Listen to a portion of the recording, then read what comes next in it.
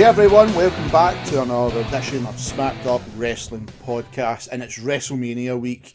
So today we're going to quickly go over Raw and SmackDown and get our predictions in for this Sunday for the showcase of the Immortals. As always, I am joined by the man who kicked Ric Flair square in the balls, Martin. Hello. And we're joined by the Queen of the Ring, Kirsty. How are we all doing today? Hey, I'm good, guys. You? Not bad, but go home Raw and SmackDown I felt was a letdown. The SmackDown more than the Raw, I feel, which is really disappointing. Yeah. The Raw was alright, but the SmackDown last night when I sat up and watched it for the first time in forever, and I was just like, the fuck is this? Yeah, I mean, to take away, like we said, if we're going to gloss over things, like both women's sections I felt on both shows was piss poor. Oh, yeah. They were just so poor. Although saying that, Naomi got a hella pop. I'm surprised they wheeled her out though. I thought they'd have saved her for, for Mania. actual... See, that's what I thought as well. That would make more sense. But then, sorry, just before we get to the series talking about, who do you think went, right, what you're going to do is you're going to come out, you're going to do a Hurricane Rana on the ramp, you're going to get in the ring, you're going to kick everybody's ass, you're going to grab the mic, you're going to say, I'm here for WrestleMania, and then you're going to dance like a fanny. Well, that's her thing, is her gimmick, is she's, like, well, it's not even a gimmick, she was a dancer, like, that's I know, her but shtick. it was like, the music's on, I better do something new, and then starts kind of awkwardly going, and then the music's still going, I need to do something else now. The thing... music's still going. The thing... You know what really annoyed me, was the fact that like her hair and all that, like her hair's dyed with that glow paint and all her shit is all hangy, and it wasn't until halfway through our dance thing that they were like, oh aye, we better put the fluorescent light on so that they get the whole effect. Maybe what made it look more awkward. See the thing I was worried more at, and this is a person, what was she injured her knee? Why the fuck did they let her do a Hurricane Rana on the ramp? It was the same injury, apparently, that Seth got this time as well, so it should be fully healed. Alright. It was still a bit of a silly thing. It was a silly thing. You don't want her getting injured again. No, right before Mania, of course no, but she should be fully healed.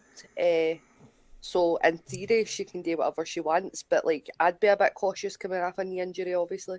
I didn't get the whole segment, like showing that's her back in. They should have just kept it a surprise, unless they've got a bigger surprise for us. But like you said, Kirsty, this looks like it's pre-show. So it is pre-show. They announced it last night. So anybody thinking Asuka is now, it's why would you waste Asuka in pre-show? Why? Because it's WWE. Know what I mean? So fuck that. I don't think they will waste her on it, but I'm not going to be surprised. So they said last night as well, that it was officially a six-way. So I don't know if they're going to bring anybody. I don't know if they're expecting Beth, maybe, for a wee guest spot. I mean, apparently Barbie's fucking Kelly, Victoria, and somebody else, I can't remember the name off the top of my head, but somebody else has been slotted to come back, and I thought that was for that match, because it's obviously, like, it was meant to be this women's ultim, and then last night they were like, six-way for the women's title, and I was like, wait, what? Like, where's Asuka? Where's Victoria? Where's, like, I don't care if Barbie comes back, if I'm honest, but, like, these people are meant to be coming back. Where are they going then? Because surely they're not going to insert them into the Raw one, because fuck that. It just made no sense. Obviously we don't do predictions for the pre-shows because it's just one of those things, we just don't fucking care. But there's one match we did care about, and it's on the pre-show, and I think it's a fucking travesty. It's piss poor. That could still be the fucking cruiserweight match, could still be the best match on the card, and the only way they're going to be able to buffer it is if they put like Shane and AJ as the first match on the card. It's the only way they're going to be able to buffer what they're doing, so that people aren't sitting the entire time going, the pre-show was better and NXT the night before was better. and to have AJ and Shane open the show again is a fucking. It's all bullshit. I hate it. I hate that they're on the pre-show. I mean, because they're the only. On you go, Will. No, I was going to say, for what I'm reading, it's Dean Ambrose that's opening the show. Oh. I was going to say, there's no way they're going to have Shane O'Mac opening the show. I'd imagine he would probably be halfway, but I totally am pissed at this, because this is a match. It's made people look at 205, and where do you put it? Like you said, they could have easily gave these guys 15 minutes, drop fucking Pitbull, Flowrider, fucking all that shit. Everybody wants to see the Pitbull. Oh, whoever he is he the specky bald guy? Aye. That's all I know about him. I forgot he still kind of made music. I would even call it music, but I forgot he kind of did it. That's music these days. It's bullshit. I'm totally fucking pissed at this, and I never thought I'd actually be pissed about the cruiserweights. I don't. What the fuck's a flow? How does he ride it? I think it's worse. He's actually got the state of Florida tattooed on his back. America's dick tattooed on your back. Jesus Christ! But it's crazy when you actually think about it. It's like, this is a good fucking match, and it's why put it? Oh, I don't get it. Talented wrestlers, like, they're two of the most talented wrestlers on the roster. Like, they're up there. They're so talented. They're the only thing for the last couple of weeks. Like, 205's ratings have been getting up. Let me ask you this: what would you have put in the pre-show? Goldberg versus Lesnar. In all honesty, until right, I would have put the tag team match, but now they've kind of made that a bit more likeable. SmackDown tag team match as well. Remember, because they're all getting put in the Andre the Giant. I was going to say that. Everybody realised there's not actually put anybody in Andre the Giant Battle Royal. They've scrapped the fucking It's basically that's what I don't get. What the fuck's happened? Because they realised they had no build up done. So it's like that's the thing, is they've got a rematch that should be happening. I know. They've got American Alpha versus Usos, who had a really good match last week. And there's build there, and now they're like, oh, by the way, you're not going to be in the Andre the Giant Battle fucking Royal. I was like, are you serious? I know, I was pissing myself. I was absolutely pissing myself. I was going to say is that the Raw tag team match is now a ladder match. Yeah, see, I like that, and that's where it's a tag as well. Sorry, the guys that are in it, they're not exactly the kind of people you go, they need a gimmick. I mean, if you take the Raw tag team match, right? See if it was just Sheamus, Cesaro versus Luke Gallows and Carl Anderson, and they said, it's the ladder match. We would all foam at the mouth because we know all the guys would be fucking brilliant at it. I know. I would rather it was just like they two teams and an ODQ. The fact now that they've got Enzo and Cass in this picture with the ladder match, and it's like, how gimmicky can you make this gimmick match? I know you want to cover up for Enzo, no being able to wrestle and Cass, no being able to wrestle. So and it's just like, oh, we've had a ladder match every year for about 10 years now, so it's, I mean, see, to me it does feel like it's a throwback, like a wee nod of the heat to the old 3Y TLC matches, but obviously it's only a ladder match. Look at the teams. Yeah, because it's like, I mean, like I said, if you take Sheamus Cesaro in the club, yeah, I totally agree with you, pal. I mean, but the fact it's like you've got, and I'm going to use the term because I fucking totally believe it now, a mediocre tag team. They're mediocre as fuck now because all they can do is talk. They're piss poor. They're right in as well. Aye. Because you keep hearing all these stories how Enzo's got all this stuff ready to go about people and all these pages and notes and blah, blah, blah. And I'm sure they're very nice guys in person and it's fun to have them around and all that. But you know what? Wrestling wasn't made by nice people. It was made by pricks and carnies and people who knew how to get heat. Aye. That's it. So, let's get our first prediction, okay? right? Because if we're going with the card that's in front of us, like This is now a three-way prediction thing. The Yep. winner of Mania wins the whole lot. Kirsty, the pressure's on. oh, I know, right? So Yeah. the way to let people know how this card is not the fixed card in the sense this isn't where they're coming out. This is just what we've got on our screen in front of us, so we know what matches are on the card. So first match. Luke Gallows and Carl Anderson versus Enzo and Cass versus Sheamus Cesaro. I want to say the club because I'm a mark and that's what I want, but I think it's going to be Sheamus and Cesaro that win. All right. Again, I would be happy with either of those two winning because I love them both. Like Sheamus and Cesaro. Sheamus this past year has had a fire lit under his ass by Cesaro, making him step up his game. Mm-hmm. In turn, Cesaro's promo stuff's got better because they're having somebody to bounce off of. The club are just excellent. They're two of the most entertaining guys in and out of the WWE. Like they can turn their hands to anything. They can do comedy. They can be serious. You know they're going to kick somebody's ass, but they can turn their face. They are fantastic, and I'm really glad they're champions. In an ideal world, I would hope that they would retain for a bit. Same. But I think WWE, since people do sing along with Enzo and Cass, are going to put the belts on Enzo and Cass because of that. See, I agree. That's the sad thing about this is you've got 4 guys there that you would totally back to the hill and deserve to be champions.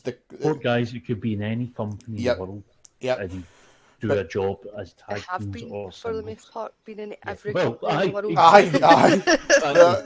So, but knowing, taking for what everything is in WWE, and because it's WrestleMania, as much as it is for the hardcore, it's a lot for the casuals as well, and I can see them like going towards the casuals for this one, and I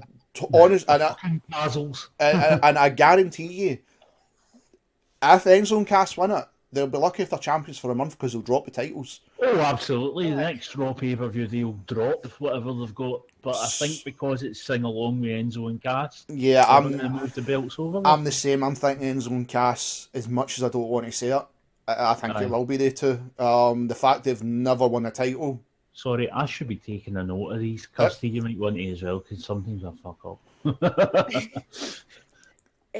I'll do it on my phone. It'll be easier. Thank you. Right. Don't trust Will. No, don't trust me because I'll forget. Right. But no, it's fucked. It's in an ideal world. The club fucking deserve it. They deserve it to retain. See, it's one of these matches, Mark, me and you have both said before in the past. If, no matter we've picked and we've lost our prediction, as long as the other person won it, we don't care. That's the situation we're in. That's the situation we're in. So, I mean, the thing is if 70,000 people are chanting that soft chant, it will look amazing. And your average punter seeing that in a bar or whatever, coming across, it'll be great. But it doesn't, because that happens one night a year, doesn't he justify horror? They do want the mania moments. They do want the really nice. Look, last year we had the moment with fucking Zack Ryder. Aye. And it was a nice moment, and then like you said, the next night he dropped the title. It was only to have that nice wee picture perfect moment. Yeah, so I think you're right, pal. I think it'll be a mania moment, and then they'll drop the title, and thank fuck, because they're pish. I refuse to believe right now that Enzo and Cass are going to beat them for the titles. Like, I will lose my fucking smart mark mind. Just can't deal with it. I don't want none. So we don't want none. We don't want none. Don't. I just don't want it. Moving on. Oh, sorry, pal. You go. What you saying? No, I'm just going to stone my ground on this one and refuse to see logic. I mean, moving on to It cost me dearly in the past. Oh, I know. That's how I've been winning. mean, moving on to the next match. In my mind, right? In my mind, this is the match of the fucking night. This is the match of the night, and it's Kevin Owens versus Chris Jericho. Mm-hmm. This build-up has been fantastic. They've built the story for months. There's no really much else you can say about this match. It's going to be one of the best matches. Aye. So hyped. The build's been right. Everything. This is so much. It's done perfect. It's been done perfect. Mm-hmm. And story told over many months. Yeah. For a change. Which we don't see at WWE a lot anymore. It's even on the way up to Mania, you don't see it as much anymore, which is why I'm still really surprised that it's going to be a mid-card match. I'm not. I mean, I shouldn't be, but it really upsets me. They were there. They were the only decent thing worth watching Raw for the most part. And then they're like, you can, in the middle, like right in the middle, you can go for the United States belt, which arguably is the least important belt on the guy's roster. Mm-hmm. It fucking upsets me. I mean, I agree with you, pal. I wish this was for the Universal title, but like we know WWE, would Kevin Owens sell out WrestleMania by pay-per-view things? That's will Goldberg and Brock Lesnar. That's the thing it always came down to, and I think it's a fucking shame. I think it's a shame because we wanted the chance to find it. No, we won't. But where they going to be in the next couple of years when all these part-timers can't come back? No, I mean, exactly, can't come back. So, like I said, there's not really much we can say about this. This is going to be a brilliant fucking match. This is going to be perfect. I'll pick my winner. I'm going Kevin Owens. You know. I'm going Kevin Owens in this one. Who does like? See, part of me doesn't even care. I'm just happy to be here. It's a hard one to choose because you're rooting for the two of them and you know it's going to be a great match. But probably Kevin. I think Kevin's going to win because they're still kind of building. Watch his Obi ring because Jericho will get his comeuppance, but it makes more sense. That's cool. I don't care. That's okay because it's one of the matches where there's no bad feelings who will win. It's one of the ones you want to see it. The next match, however, on this fucking card we've just seen, like I said, what a rush! The women's segments the last while has been piss poor. Raws have been boring as fuck. This week was boring as fuck. So we've got Bayley versus Charlotte Flair versus Sasha Banks versus Nia Jax, and it's now they've still got it's just Raw Women's Championship, but it's now an elimination. Aye, because that's going to save it. Oh, fuck. If Sasha turns heel, I'm probably know that I want it again, but that's the way I see that going. See, I wouldn't mind if Sasha went heel for it. I prefer Sasha heel, I really do. Oh, she's a much better heel. I mean, it's bad enough. I mean, I read this comment, and I'm going to steal this comment, but it's bad enough she's got a forehead like an IMAX cinema. I mean, Caro, that was a cracker. I'm stealing it, dude. But I don't know. This one I could not give a fuck about. I mean, I'd love to see Nia Jax win it because then all three have been a champion and Nia's not been a champion. I'm going to go Charlotte. Do you think she's going to pick up where she left off on her streak, basically? In a way, it makes sense because Bayley is a champion. They've ballsed it up. Oh, aye. They've ballsed it up. Well, we've been over that. So, and for some reason, it just works with Charlotte. It's nothing to do with the wrestlers, it's to do with booking. But I'm going with Charlotte. I'm going to go for Sasha with a heel turn. Same. That's where I'm at. I don't see them putting it on Nia quite yet. No. I think they'll do that. She'll be out first. I'd still do that big show thing with her, where Mhm. everybody attacks her because she's the big one. But I do see it. I don't know with Charlotte, and I don't think Bailey's retaining at all. So I do see it being. I do see Sasha. I totally forgot her name there. I see Sasha turning on Bailey, and then they two being the last two, and Sasha winning. So we've got 2 Sashas and a Charlotte. Mm-hmm. Watch this, Yep. it'll be Nia Jax. It'll be Nia Jax. Right, so next match on this illustrious card, we have Dean Ambrose versus Baron Corbin. I'm going for Big Banter Baron. I'm going for Banter Baron as well.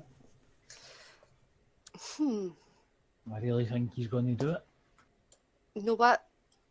I agree with you. It makes... It's the only thing that makes sense to pull it out a bit longer. I mean, he's improved. He has improved. There's no denying that. They're wanting to get a belt on him. Let's Yeah, be honest. and that, for a mid-card build-up, as much as it's not been as good as the Jericho-Kevin Owens one, even though I would never class it to as like the mid-cards. Apart from Dean pretending to be choked by a forklift, it's been pretty solid. It's been solid, and that's the thing. It's like, who do you go for? But Baron makes more sense. I mean, I did say a couple of weeks ago the way they're building it up, it looks like Dean probably will retain, but I don't know now, and I've got a funny feeling Baron Corbin will get this. I think they've been looking for a while what title to put on him and what makes sense so that he doesn't seem as if he's been pushed to the moon. Aye, And they've this been makes quite a lot of careful about sense. this push. And this Which does is make a lot of unusual. sense. And I like if Dean retains, what was the point kind of thing? Like it would be like, and I love Dean, but I'd kind of be like, well, what was the point? I mean, I suppose they're on the card and it gives them something to do, but I don't know. I feel as if this is Byron's moment and they're going to continue this on. I don't feel as if this feud's nearly done. Aye, definitely. So we're all going Baron. Yeah. So next match, even though they've never updated this fucking thing, because they still have, what about Eva Marie if she enters? She's gone. Yep. So let's skip that one, because obviously that's a pre-show match now. And we've got the mixed tag of John Cena, Nikki Bella versus Maurice and The Miz. Their segment in SmackDown was good. I actually did enjoy it this week. Yeah. Their segment was really good, but it got half an hour. Like that entire thing. That was a bit much. Half an hour. I was like, holy Jesus, that's a lot of time just because John Cena's there. Mm-hmm. This, I don't know. This is a hard one to call. I'm going to say that in an ideal world, Miz and Maurice would win, but then they get all the attention taken off them by a wedding proposal for Cena to Nikki. However, it's WWE, so Cena and Nikki are winning, and the proposal's going to happen anyway. Aye, that's where I see it going. I think up until last night, I was convinced that John Cena was winning and the proposal was happening, but something about last night slightly made me doubt whether the Miz and Maurice are actually going to take it. So I'm not sure. I'm really not sure. I'm going to say, but you need to choose. I know. I'm going to say John, and I'll take the easy choice, and I'll say John and Nikki. Okay. Right, mine. I'm going with Miz. I'm going with Miz and Maurice. Right, so you're going Miz. Fuck Nikki Bella. Fuck her. See the minute she says, "I'm done. I'm happy." I'm happy. It's the Miz and Maurice have been the most entertaining thing about this whole fucking feud. They two have been gold, and last night they were gold again. Last week they were gold. Fuck it, I want them to win. I really want them to win. Mm-hmm. It would be better if they won. I agree. Aye, because then that's I something just for Miz don't- to moan about all the way to the World Championship that he's definitely going to get back. I'm telling you, it's happening this Oh, year. he deserves it. The guy deserves it. I mean, but So no, Marty, I'm definitely missing Maurice for me. are you the same, Marty? I'm writing them down. I'm going for Cena and Nikki. Right, you're seeing in Nikki as well. In an ideal world, after everything that's happened, the Miz would win, but Aye, exactly. I don't see WrestleMania ever being an ideal world. No. The next match, which I think could be a show stealer along with the US title, depending if it's true with this stage having moving roller coasters, right? And it's Spot City with the two. That's Shane McMahon versus AJ Styles. Again, you know what you're getting with this match. There's nothing you need to worry about this match. It's one of the ones where you're looking forward to it as well. Aye. Oh, I'm here for this match, and I wasn't a couple of months ago. Like, I was so angry, but the way they've built it up, I'm all here for it. It's gonna be good, I think.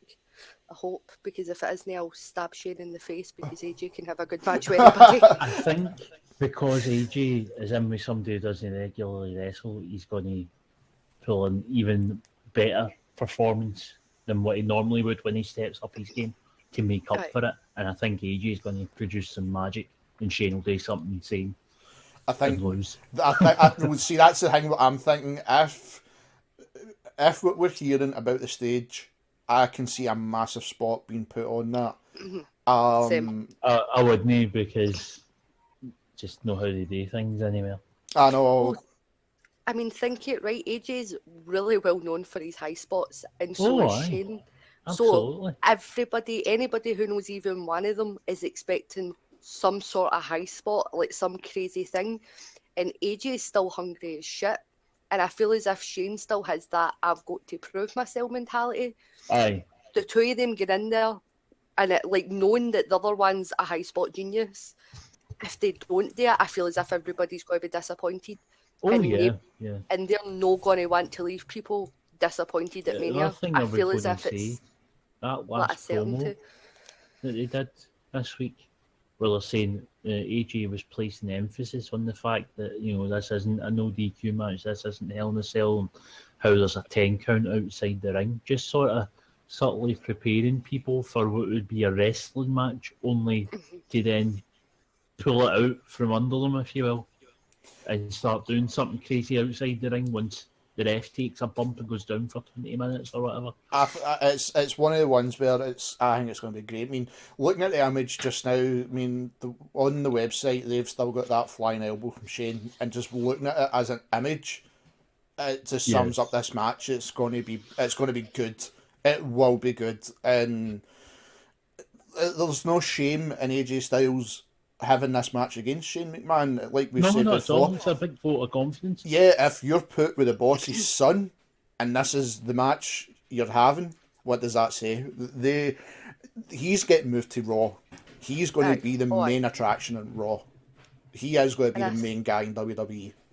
Aye.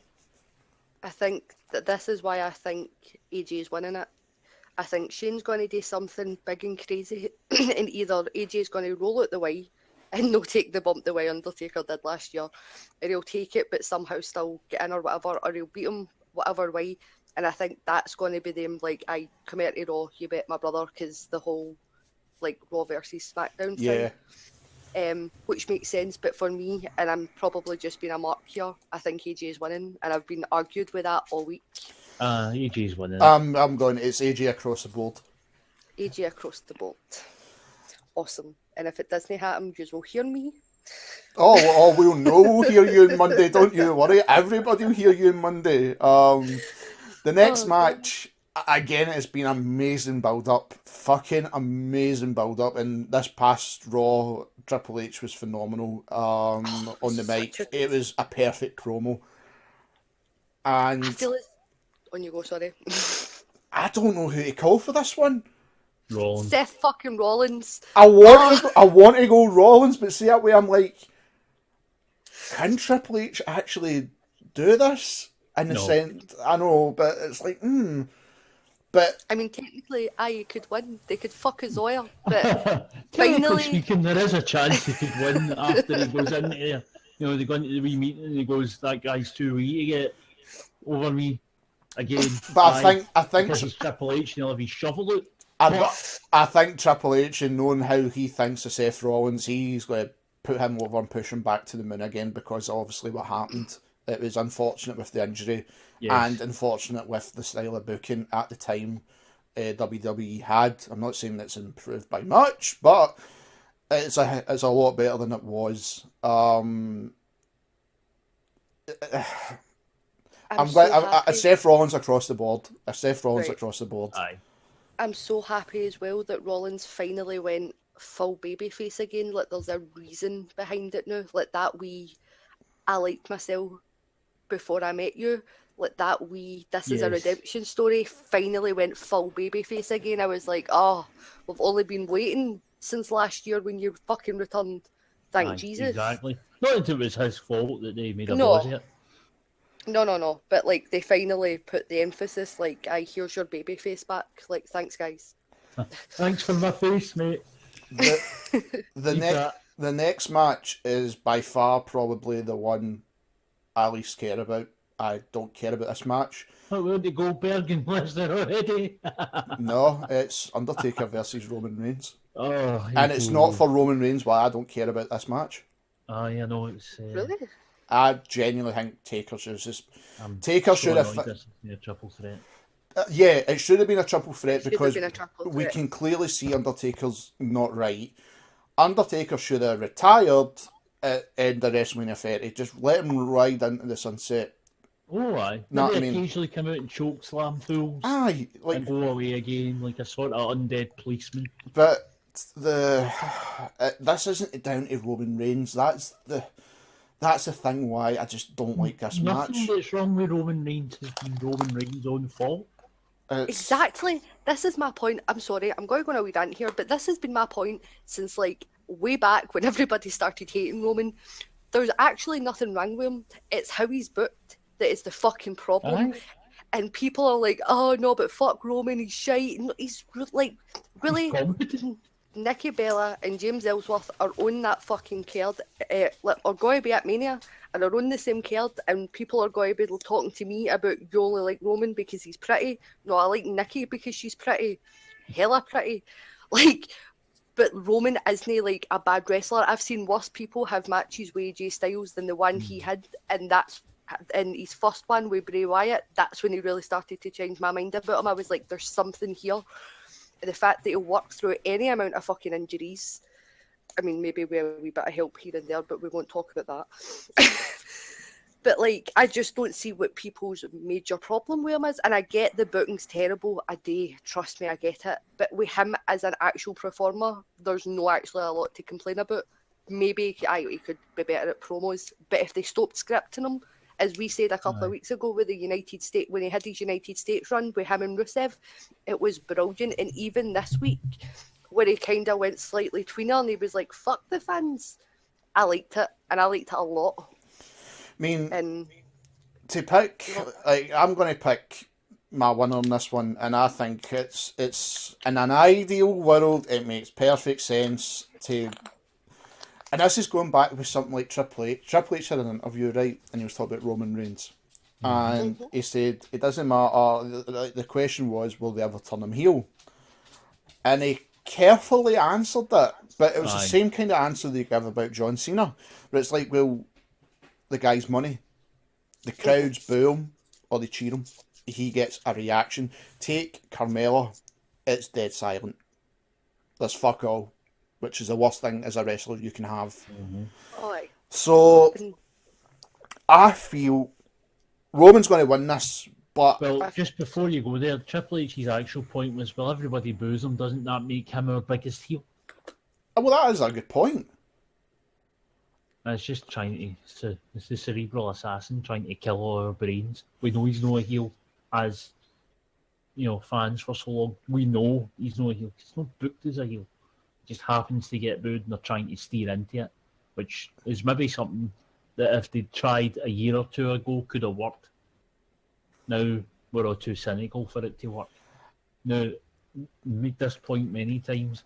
If you're in Roman's position and they go, we're going to push you to the moon, and you're getting the money that goes along with it, you're not going to say no.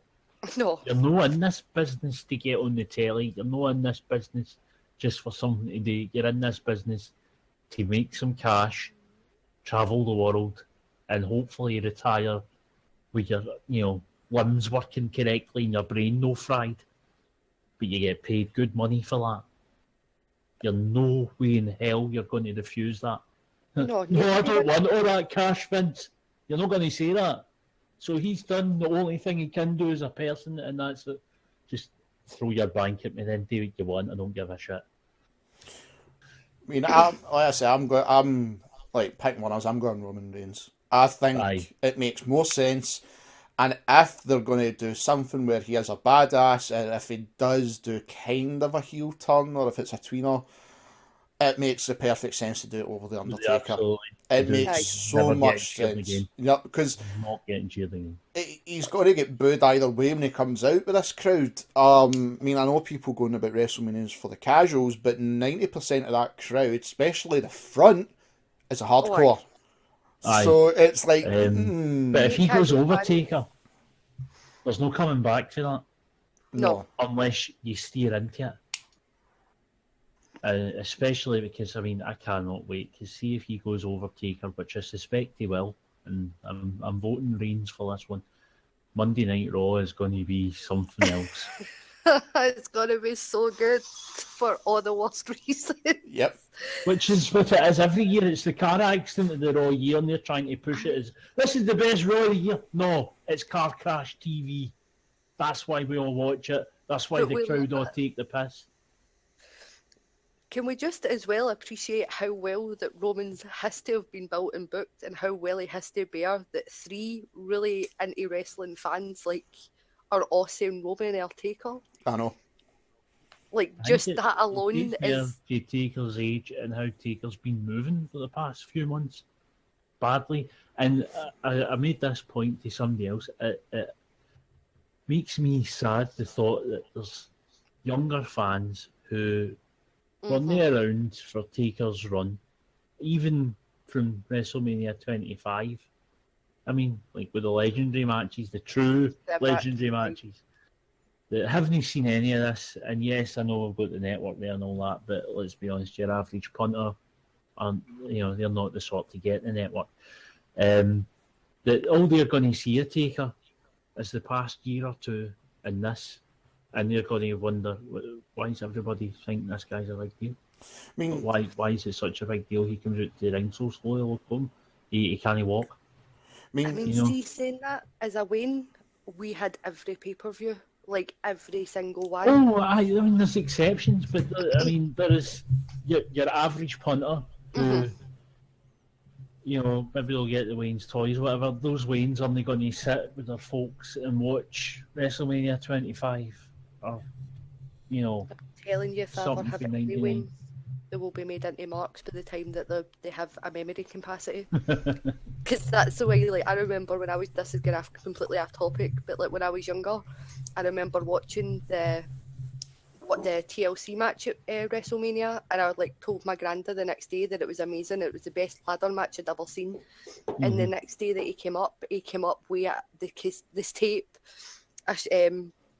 Shawn Michaels and Scott Hall, and he was like, "I will say anything's better than this, and I'll slap you." And that's the way I was brought into wrestling. But again, that's not really something that happens to your average. Yeah, every way, and I know. But that's just. That'll be how, if I ever have wins, that'll be how they'll raise because they're not going to shoot at fans. Match, I will beat you. I mean, if you're going to take, like I say, the street never meant much more until, 23? Aye, but you realise they'd done it by accident. I mean... It was Orton pointed it out. Aye, I mean, if you're going to see, see if you're looking back at some of the best WrestleMania matches Taker had, you're going to take from 24 to 28. Oh, absolutely. Oh, and then special mentions for the likes of the Ric Flair match. Yeah, even the Ric Flair match. A match when you went, oh, fuck, did you see that Undertaker match? I mean... Not until Shawn Michaels. I mean, it's crazy. The last 3 have been piss poor. Piss poor. Well, the last, 30, 31, 32. Aye. And this one's not going to be any fucking. Even at that, I would go so far as to see his match with Punk was alright. It was okay. I really liked his match with Punk. Well, that's the thing. There's some people that say that match was amazing and blah, blah, blah. I thought it was alright. It was a good match. I wouldn't say it was amazing, but it was a good match. Exactly. In It was just... comparison to the other WrestleMania matches he's had, I'll give you that, but I'd say it was one of his better ones in the last couple of years. Aye. But, again, when you put it up against his overall run, when you look back, there's some fucking... Let's just not talk about WrestleMania 9, where he technically did lose. But anyhow... That never happened. What are you talking about? But we've got... Oh, fuck, I've just seen the next match. Gotta be 2 minutes of hell. If these guys get more than 10 minutes, this is going to be a shit show. The agencies will get 10 minutes a match. This is going to be a shit show, and see unless they're going to have 7 run-ins. 5 different referees, it's not gone past 5 minutes. This is the match I think is going to close the show. Oh, aye. But it's going to leave a bad taste in everybody's mouth because it will be shit. It will be fucking awful. That taste will be actual turds. I'm going Larry Lesnar for the fucking one. I'm not even going to talk about this match. And we all Lesnar. We're all Lesnar and Lesnar Goldberg. Goldberg's getting a look in. Unless somebody actually pointed this out on Sunday night and Dead on Days one. Say for talking sake though, Bill Goldberg re-signs, say for another 6 months, right? Just 6 months. Just 6 months? Just say 6 months. Which means one match. One match. Say he keeps the title. No, don't say that. I don't want it, but I'm going Larry. I'm going Larry. I'm going Larry Lesnar because I've got a feeling he's going to keep it to SummerSlam, and it's either going to be something about sexual healing. No, and it's going to be either AJ and him, or Nakamura and him. I would love it if it was Nakamura, but there's no way in hell that Vince is going to give a wee Japanese guy that push. I say a wee Japanese guy, 6'2". That's the Vince McMahon we're talking about. So Larry Lesnar across the board, and we come to the end with the better championship match. And Bray. The build up to this one, I didn't like at the start. I did not get why Orton and Bray were paired. Mm-hmm. Then they gradually built this into a brilliant storyline. Against all odds. Yeah. It was beautiful. This is similar to the Kevin Owens side, the Jericho. It's been going on for months. The only thing different about this, they've put the main belt, and I'm using that term, the fucking main belt, not that Universal title, the main belt. Call the Universal title the main title because it's had a legacy of less than a year. It's been held by 3 people. One got injured, one got shot on, one's going to collect a pension shortly. This is the main title for me. That Universal one with Lesnar, they're trying their best to make it this title because it's on Raw, it's the main thing.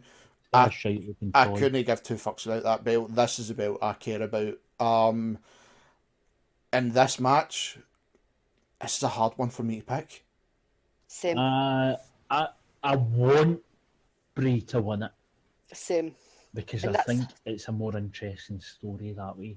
But with the build-up that's going on, it's pretty clear that it's probably going to be a face win for Mandy. But I'm still going to go for Bray anyway because I want it to be Bray. I kind of want it to be Bray as well, which is a long life Randy Orton fan. It's probably really weird for me to say, but I want it to be Bray. But even on SmackDown just there, with him meant to have burned Abigail's ashes and stuff. Aye. It seems. See, I like supernatural kind of no, stuff. I love it as well. They're doing it. I love Taker and Kane. They're doing the story right. That's the thing. They're doing it right. It's wrestling. It's a TV show. It should have stupid, mad stuff like that. I mean, one of my favourite things about Austin against the corporate ministry was the fact here's just your average beer swilling mad redneck arse kicker, and here's a guy who's pretty sure he's Satan incarnate with a bunch of followers and an evil businessman who's regularly referred to as Satan as well anyway, and they're having a scrap. I loved that. It's just like you've got this normal guy, you've got this mad psycho with a cult. You can't get it anywhere else. It just doesn't happen. I really liked Bray Wyatt's character. I get the reference points and everything. I really like it, but because of the storyline, because he's meant to have burned her ashes, which would mean that he doesn't have her power anymore. I do think Orton's going to win, which is disappointing. Well, see, I would have agreed with that particular plot point had it not been for the whole thing with Luke Harper saying you don't know what you've done the other week on SmackDown. Because Bray has nothing to lose. See, I'm going for a Bray Wyatt one. I want it to be Bray. I think it will be Bray. You want it to be Bray, or do you want me to put Bray down next to your name? I want Bray put down next to my name. I'm going for a Bray one. I think because I want it to be. Reading what this says, and it makes perfect sense. Like Orton can handle a loss at Mania. Right, he's one of the highest paid superstars in WWE. He's in the main event. Does he matter if he loses? No, but he's still going to be the main card. That's what you want. Bray Wyatt, on the other hand, is busted so long to finally get 2 championships this year. Aye. Right. So the best thing they ever did was give him at Randy Orton. As much as we all questioned it, it proved to be the best thing ever to happen. What was that, Kirsty? I'll go Bray for the fact that he deserves the win, and that if he loses, it'll fuck him up. He won't be able to recover from it. I'll go Bray on that logical term, but for the storyline point of view, I'm doubtful. Which is probably a good thing, because that's what you want a storyline to do. You want a storyline to make you question what's really going to happen. So good for them. I think it'll be great. I'm looking forward to this Sunday. I hope so. I really do. Does anybody think that Luke Harper's going to get involved? I think so. Aye. I think so. But that's what makes me think that Brandy's going to win as well. But then again, he sort of hypnotised them at the end of that SmackDown, so maybe it's a double turn. I don't know. I've just, speaking of Luke Harper, because I've just noticed something on this card, and it shows you how much, Bleacher Report, that you have fucked up. They've not put the Battle Royal on, so let's just quickly get a winner in for that. Braun Strowman. Braun Strowman. That's it, Braun Strowman. The very same thing. Braun Strowman. Braun Strowman. Think that it's going to be Big Show. I know, I understand why, pal, how, because it is his last WrestleMania. I don't think it will be. I think it will be Braun. I think it will be Braun that will win this one. I'd like it to be a young up-and-coming person like Braun. Like, that makes more sense. But I think for the sake of it being possibly his last Mania, and because he is a giant, like his giantism, and it's I think they'll have him as the only 2-time winner, unless they get another actual giant in. But I'd like it to be like Braun or something, or even Luke if he's in there. But I genuinely think that I'm going to put down You're for going myself for sure. Fair enough. I'm going for Braun as well. I'm going for Braun. They want to put attention on him. That's all. But that's the card. That's basically it. I can't wait for Sunday. I think it's going to be. And I hope Friday's the Hall of Fame this year, and then Saturday's NXT. Nah, it's changed up this year, but no, I'm cool with that. Also, ICW in progress have matches at WrestleMania. That's right. Which is just crazy. I'm so excited for them. Like, that's amazing exposure. Jimmy Havoc's going to be in a WWE ring with jumping the guardrail and punching the security guy. How crazy is that? This is an awesome week for wrestling fans. This is our week. This is our fucking Super Bowl. There's nothing else you can take away from this week. This is hopefully the payoff is going to be good on Sunday. I hope wherever everybody's watching it, or if people are there, have a good fucking time. This is our time. So I'm going to bring the show to a close. As always, everyone, check out the channel, check out me and Martin and Kirsty. All descriptions are in the link below. If you'd like to support the channel, see that wee PayPal button. If you wish to make a donation, send a wee donation.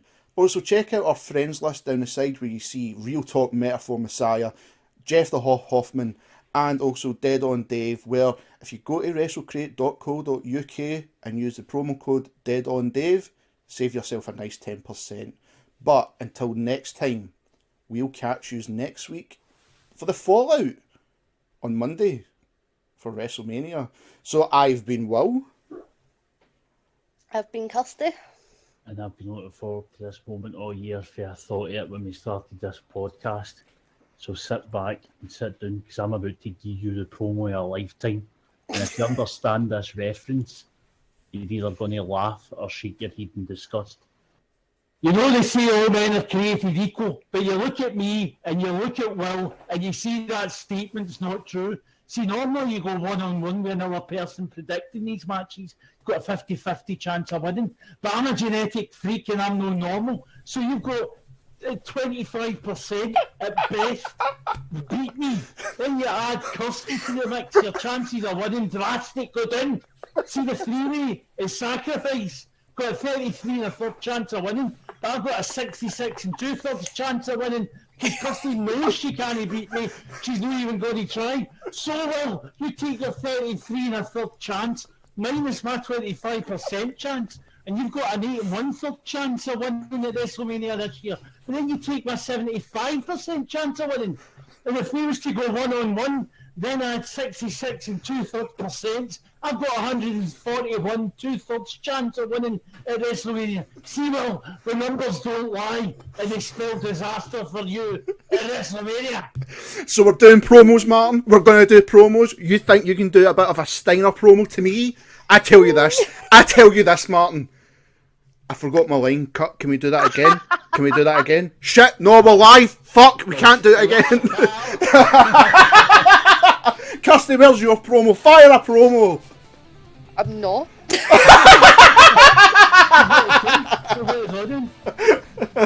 like the audio version of the Shockmaster.